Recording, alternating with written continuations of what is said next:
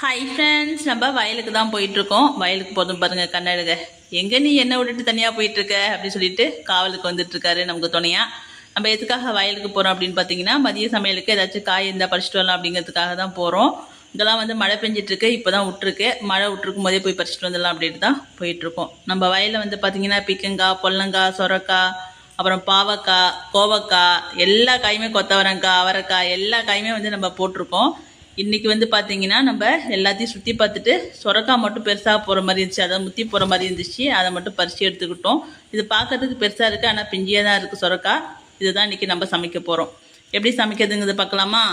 எண்ணெயை ஊற்றி கடுகு உளுத்தம்பருப்பு போட்டு தாளிச்சிட்டு கடுகு பொரிஞ்சதுக்கப்புறம் பட்டை மிளகாய், கிள்ளி வச்ச பட்டை மிளகாய் சேர்த்து, பட்டை மிளகாய் செவந்ததுக்கப்புறம் நம்ம நறுக்கி வச்ச சொரக்காயை சேர்த்து கொஞ்ச நேரம் வதக்கி விட்டு மூடி போட்டு வேக வச்சு பாதி வெந்ததுக்கப்புறம் தேவையான அளவு உப்பு சேர்த்து மறுபடியும் மூடி வச்சு வேக வச்சா சொரக்காய் பொரியல் ரெடி.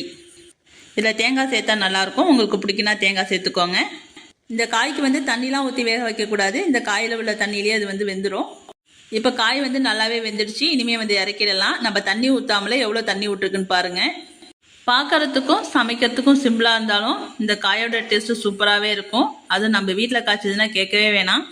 அதுவும் நம்ம விறகடுப்பில் சமைச்சிருக்கோமா, இதோட சுவை வந்து இன்னும் கூடுதலாகவே இருக்கும். இன்னும் இதுக்கு சுவை கூட்டணும்னா வேர்க்கடலை இருக்குது இல்லையா, அதை வறுத்துட்டு வந்து பொடியாக கூட சேர்த்து சாப்பிட்லாம். அதுவும் இன்னும் சூப்பராக இருக்கும்.